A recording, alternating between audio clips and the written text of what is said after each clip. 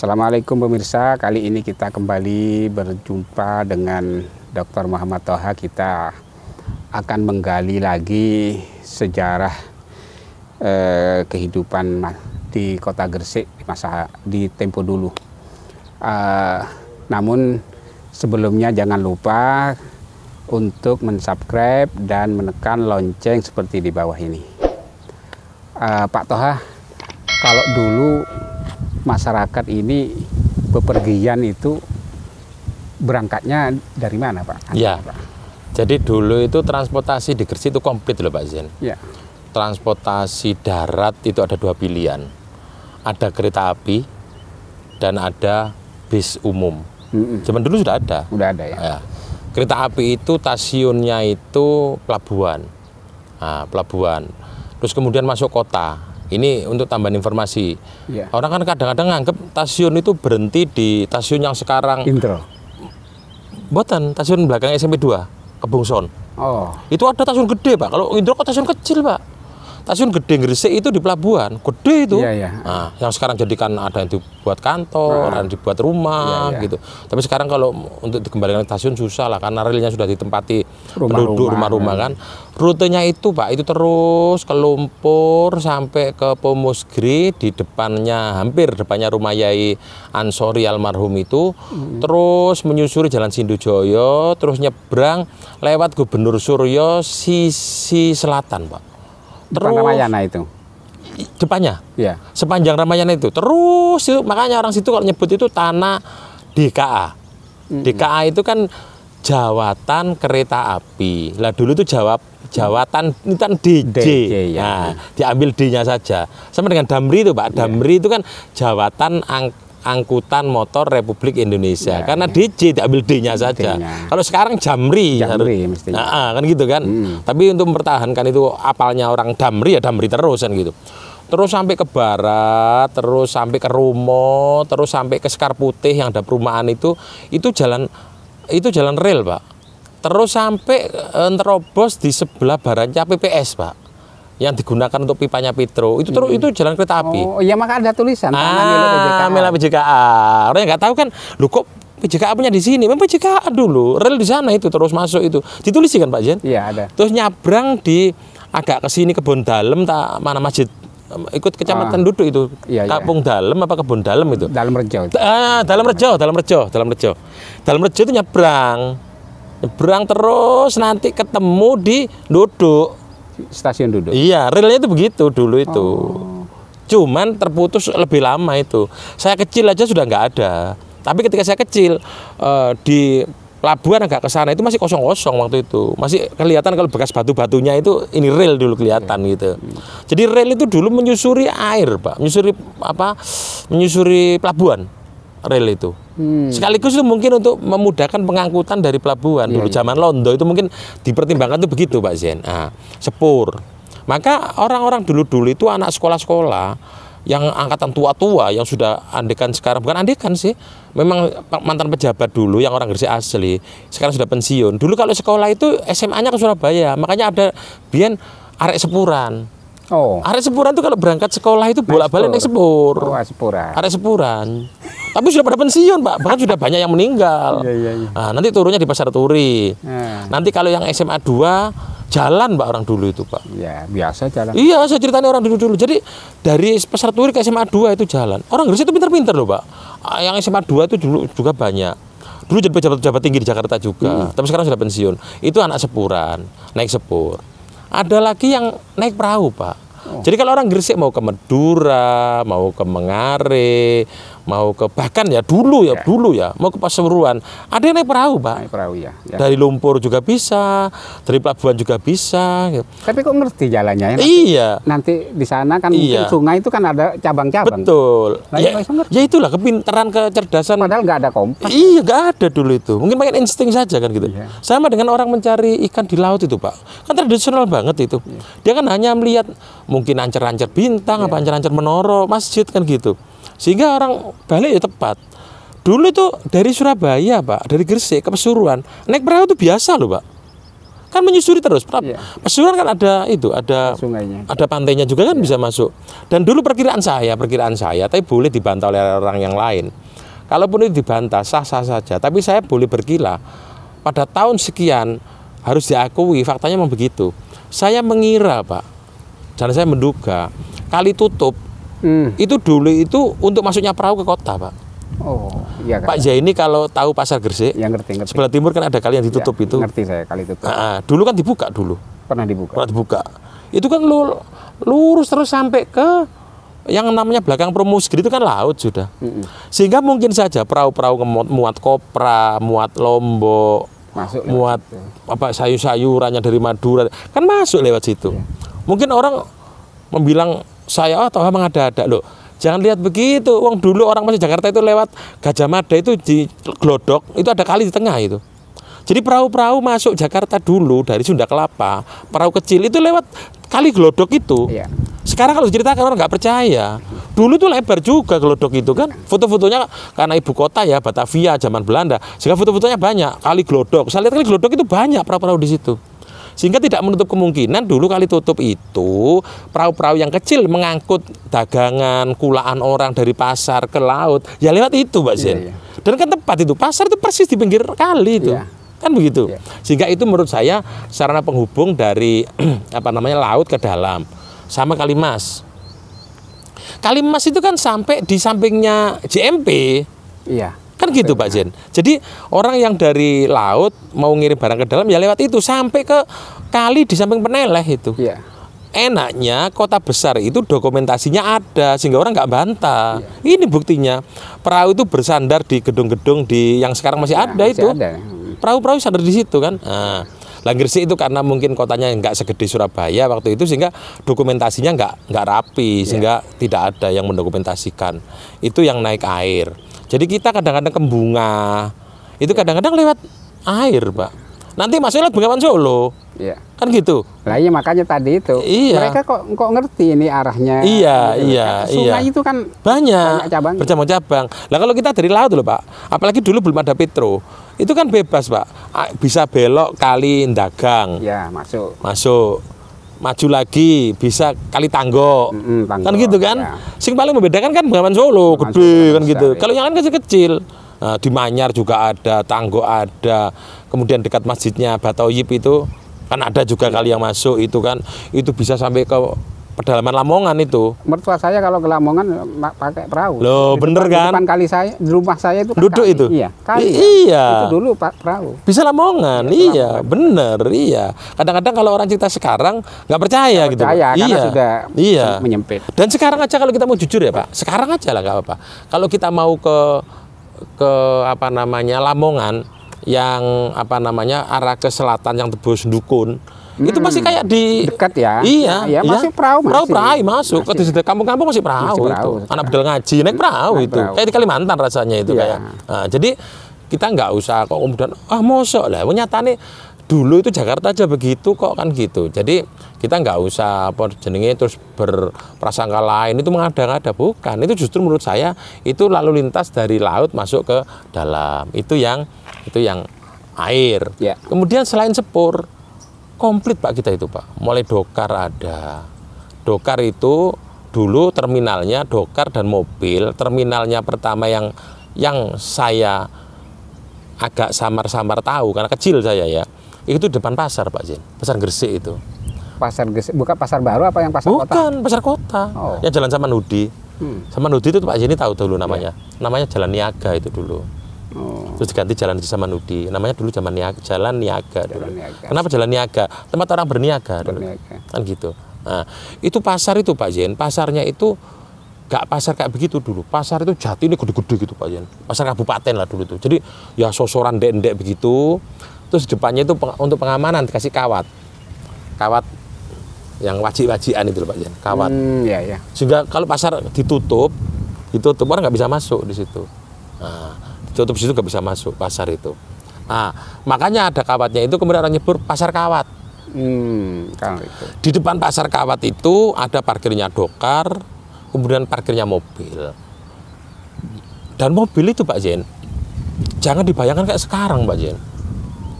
Mobil taksi ke sana itu mobil DOS. DOS itu mobil dulu tuh Pak Jen. Dodge tulisannya. Sedan Pak Jen. Di dulu orang dulu tuh mewah. Yang namanya angkutan tuh sedan. Saya ingat dulu mobil itu spare ban. Iya, mobil kuno-kuno begitu. Mobil spare ban. Iya, mobil kuno-kuno. Angkut ikan itu. Iya, mobil kuno. Kan dulu kan mobil itu enggak apa pasar tertentu Jepang enggak kan, ada Temes, ya kan, ada DOS, ada Borwat, pokoknya macam-macam mobil itu dulu kan. Mobil Eropa juga masuk di sini kan gitu kan. Starter, iya, wong gitu. Iya, dan setirnya kadang-kadang kiri, setirnya kiri. Karena langsung dari sana. Dari sana build up lah, bahasa sekarang itu build up gitu kan. Saya naik bis Robur itu dulu, Pak, masih setirnya kiri. Jadi yang sana itu ada yang ngatur kan nggak kelihatan loh sebenarnya di sini. Yang sana ngatur masuk, baru masuk kan gitu kan. Karena coba, lah jalurnya beda dengan supirnya kan gitu kan. Nah, jadi tradisional sekali. Dulu itu sedan dan pakai slenger. Maka pakai slenger itu mesti orangnya dua, satu di atas, satu di bawah. Karena itu maka dulu nggak ada perempuan nyopir. Gimana maunya nyopir slenger gak kuat dia kan? Kan gak kuat. Jadi sopir itu ya laki-laki. Dan zaman dulu sopir itu Pak, sepertinya zaman dulu di Gresik, sopir itu profesi khusus. Jarang Pak orang semua bisa nyopir, jarang Pak. Meskipun punya mobil, dia mesti punya sopir. Kan gitu. Sekarang itu kan anak muda minta bapaknya beli mobil, sopir sendiri. Wah, anak perempuan berangkat kuliah, sopir sendiri sekarang. Dulu itu yang namanya sopir itu profesi tersendiri. Jadi gimana?